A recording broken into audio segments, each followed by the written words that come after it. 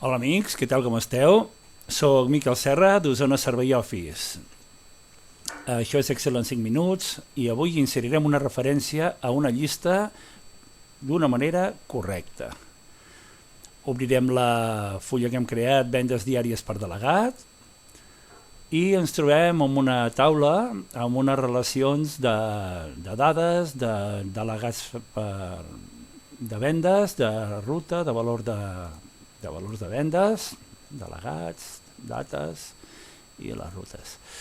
Bé, com ho farem per inserir noms en aquesta taula d'una manera correctament? Això és una taula diària de dades que inserim les vendes diàries de cada representant o cada delegat de vendes de cada ruta. En primer lloc ens situarem al final de la taula, clicarem sobre qualsevol celda, control fletxa cap avall, ens trobem al final de la taula i amb la tecla de tabulador, la tecla tab del teclat, ens desplacem a través de la taula per crear una fila nova. Entrarem la data nova, serà per exemple 1 del 2 del 16, l'any ja el reconeix, i començarem a entrar els noms, per exemple, Taverner, fixeu-vos que aquí no ens ajuda Excel. Excel ja sabeu que sempre ens està ajudant. Quan nosaltres entrem un nom, si detecta un nom que és igual, ens l'acaba d'escriure. Mira, per exemple, Codines, veieu? Només posar la C ja em dona Codines.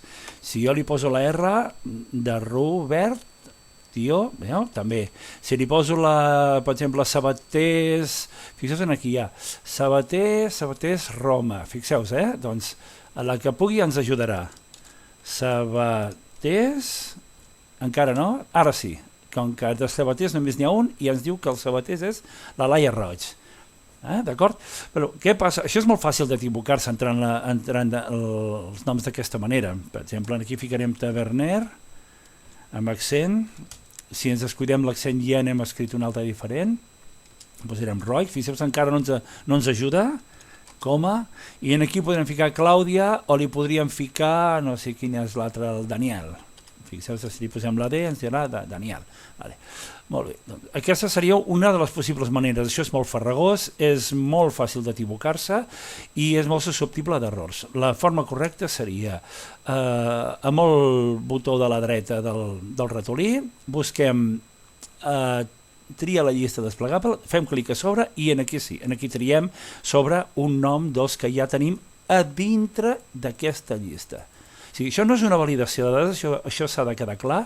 Això és una relació de noms que hi ha en aquesta columna. Valors únics que hi ha en aquesta columna. D'acord? Si jo faig clic amb la dreta, amb el botó de la dreta, del ratolí, trio la de la llista desplegable, Ricard també el Daniela, automàticament ja l'he entrat. Això, entrar d'aquesta manera, ara aquí podríem nosaltres crear un duplicat per error, per exemple,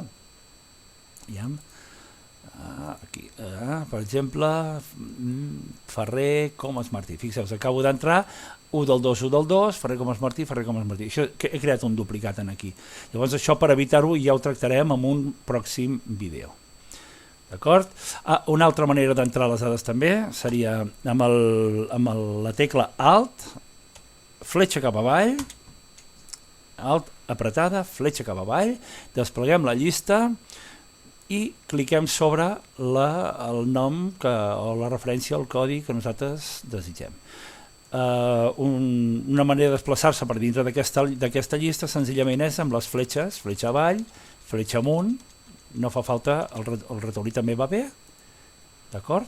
Però amb el que són les fletxes de navegació també podem. Un cop tenim el nom seleccionat, li donem a Enter i ens entra la dada. Amb el tabulador ens desplaçarem i això és tot. Bé, us deixo un enllaç al meu blog on podeu descarregar-vos si voleu aquest exercici i us animo a fer clic al like del vídeo si us ha agradat i us animo també a subscriure-us al meu canal. Fins aviat. Adeu!